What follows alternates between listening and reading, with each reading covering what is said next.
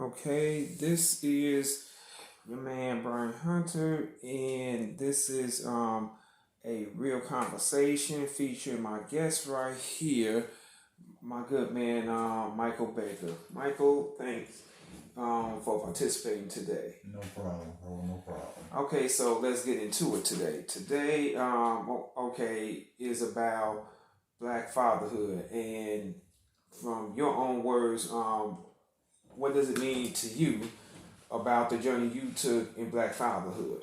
Wow.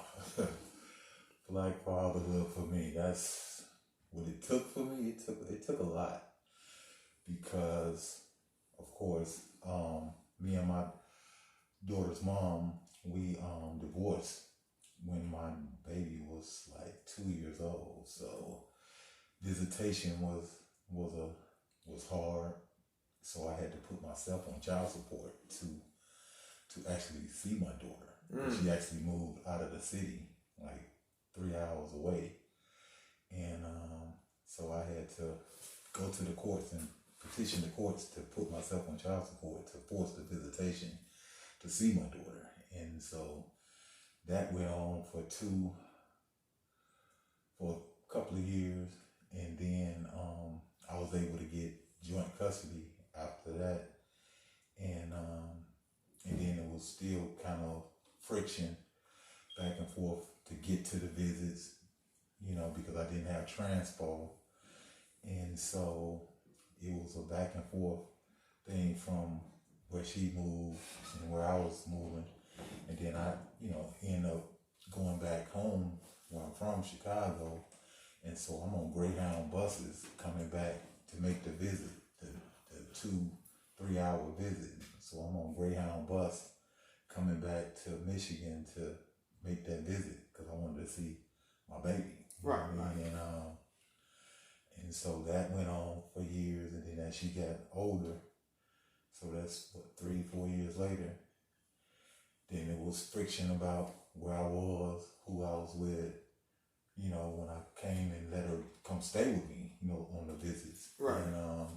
And it was friction there. And it was just a lot of friction all the way up until really actually a few years ago, and it was a struggle. But, I stood whatever it took, I made sure that I was there for the birthdays, for the Christmas, for the, whatever happened at school, participate in all her, events, continuously encouraging her, to do, what she had to do.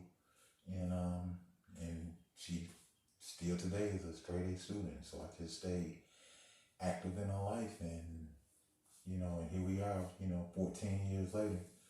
Her birthday next week actually. Next week, and we got some big plans for next week. She's gonna be pleasantly surprised. Okay, that sounds awesome. So, is there anything you would like to say to other men that went through similar struggles like yourself, and like a guide, like to stay on course, not to get discouraged or something? It was a lot of times, like, I just stated, dealing with, different court systems, and the courts are negated to the woman, to the, the parent, no matter if you got, because I had court, appointed, joint custody, but they still treated me like, I was like a visitor, we had joint custody in the divorce decree, and they still treated me like I was a second class citizen. So everything I did, it was, no matter what I did, it was, oh, that's just a gift. You still need to do this, you still need to do that. And so don't get discouraged on when you're dealing with the court, because they cater to the female, because the mother, they feel like it's going to be closer to the child for some reason. So don't give up. Don't let the court discourage you, and don't, make your child a bill. The child support thing, don't let that deter you from, putting the time in with your baby. Pay the people their money because they going to get it regardless. Pay the people their money, but still put the time in with your baby. Don't get discouraged. Put that time in regardless. Because when they get older, they going to remember that time. They're not going to remember them couple of dollars.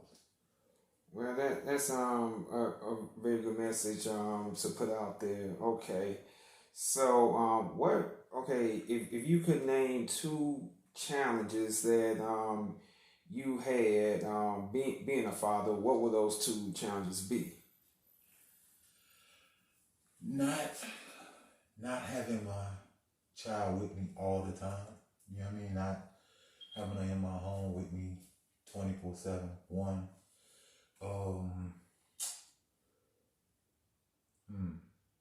After that, and not having, not being able to,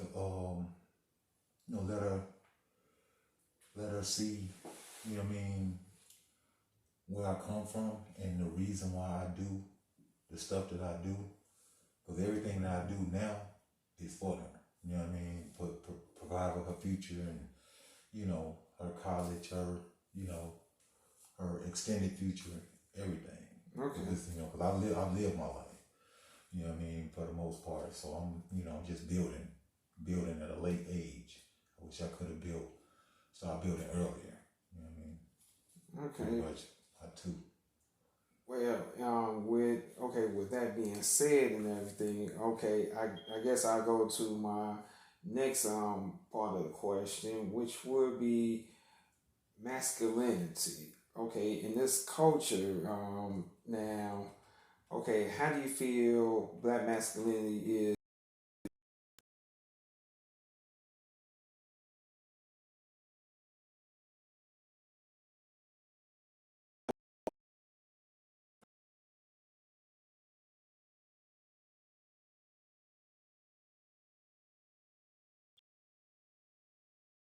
And all they talk about is, degrading a man,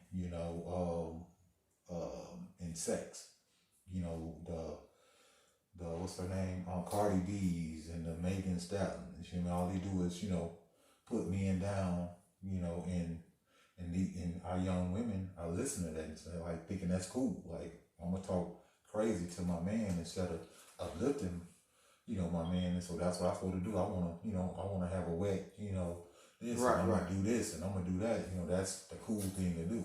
Mm-hmm. And which we already been torn down by society. And then we got, our women listening and our children listening to that, which is another, stab. So it's like we attacked on every angle, and this it didn't just start happening with these artists either. It's been, the whole ever since they started the whole welfare thing. Mm-hmm. Ever since welfare kicked in, that's when you can't have a man in the house, so we're not gonna give you these food stamps. Right. You have a man in the house, we're not gonna give you this public housing. And so when they tore that structure down, and that's when the whole family Black masculinity, was, stripped away. And so if you can't have the man in the house, how the structure God created to be, man, God, man, family. You know what I mean? In that order. Okay. And when you break that order, that natural order, right, up, you can't do nothing but fail. I completely understand that. Okay, now this wasn't in the plans, but I'm gonna ask this anyway. Okay, mm-hmm. So, and I know you could probably speak in depth on this one though, but how would you say faith played a part in you having your family and you moving forward with all the things you've been through in life? That's the only thing I had was my faith. Because if it wasn't, I just gave up and do like so many others. Like, well, she won't let me see my baby. Well, forget it then. I ain't gonna pay child support. I'm just gonna go on and I could have easily did, what so many others do. Well, she won't let me see my baby, so I'm just gonna, forget her. No. You know what I mean? My faith in God, like, look, you know what I mean? I gotta endure as a good soldier. You know what I mean? I'm gonna endure this too shall pass. You know what I mean? It's all in the book. This too shall pass in the time. And I had a district missionary that that I miss truly, because she used to share with me a lot of things, and I share with her a lot of things. She had told me, she like, one of these days, all that fighting you and The ex doing? the ex, yeah, I'm gonna call their names, but the ex doing, y'all that's gonna be over with. Y'all gonna be best friends pretty much, and helping each other, and Y'all gonna be in a better place. in a better way. I'm looking at her like, I don't think so. I don't think so. But you listened. I listened because she never told me anything that didn't come to pass. Right. All the years I've known her. Okay. Know what I mean? And here today, in 2021, it has come to pass. And she's been, like really, we've been really co-parenting, like the best, since Y'all made the best out of a situation. Exactly. Okay, so like it's always believe, faith plays a role in people who believe. Oh, absolutely. So But without faith, the Bible says, without faith, it's impossible to please God. So if you calling yourself a Christian and you don't have faith, you playing, because you got to have faith. That's what your belief is built on, faith. Okay, so okay, now this question was asked to me of like maybe a few days ago, and maybe you could speak on this though. Okay, now a few weeks ago it was Easter. Okay, now someone had said that it's not Easter, it is Passover.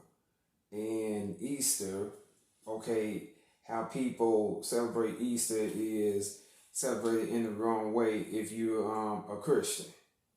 Okay, so could you actually define how, if it is misconstrued or if it's not with the eggs and the bunnies and stuff like that? Well, I'm going to say this on that. The eggs and the bunny, all that is man-made stuff to make money. You know what I mean?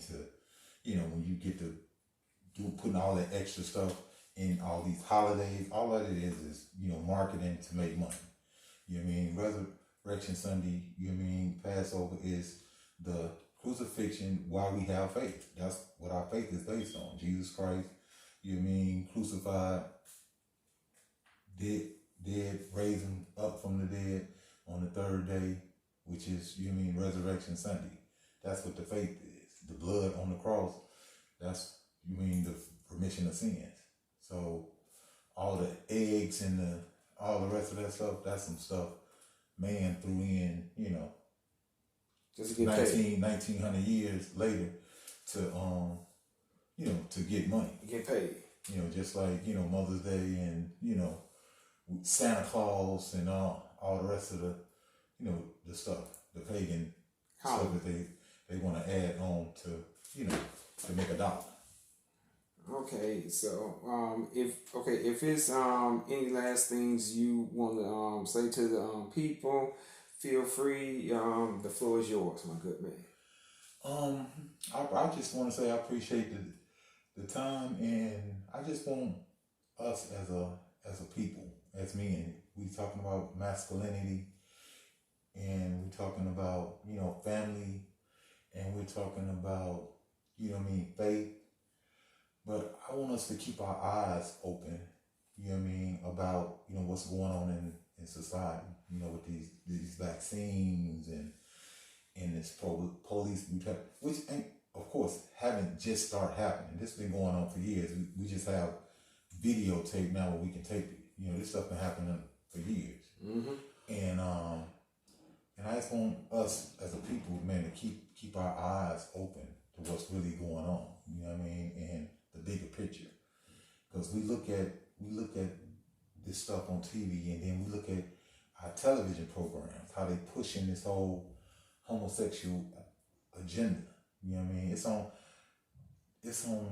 NBC, regular TV. You know what I mean? 2 men in the bed. You know what I mean? And this is what our kids looking at in the daytime, 7, 8 o'clock at night. You know what I mean? These popular shows. You know what I mean?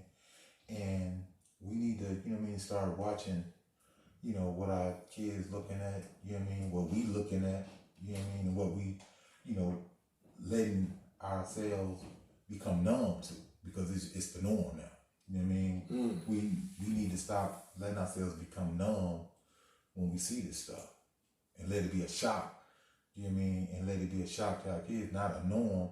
So when people ease stuff on us, we not so, numb to it, but it's like, okay, well, it's just another show with, gay activities in it, it's just the way it is. No. But that's how they eased it on us and made it normal, and they did it under a black president. Our people get mad or whatever, he the greatest thing since sliced bread, whatever they want to call it. But again, the average black man, masculine man, that's what attack started. When they started pushing this whole homosexual agenda under his regime, when he opened it up for the gay marriage and inviting the people to the White House and all of that stuff. And after that, they kicked the door down. Now it's everywhere, and they have more rights than the average Christian. You can't say certain things, but they can say whatever they want to. And I just want to leave that with your topic, back to your topic, which turns to your topic, masculinity. We need to keep our masculinity. We need to teach our daughters what a man, look like. And what a woman look like. And keep them things separate, and teach that. No matter what the norms say, no matter what schools say, what the Bible say. And with that, Mike, I'd like to thank you for your time, your patience, and with that, we will be done. And you can like, share, and subscribe. YouTube, Facebook, and Instagram. Brian Hunter with a real discussion. Talk to you soon.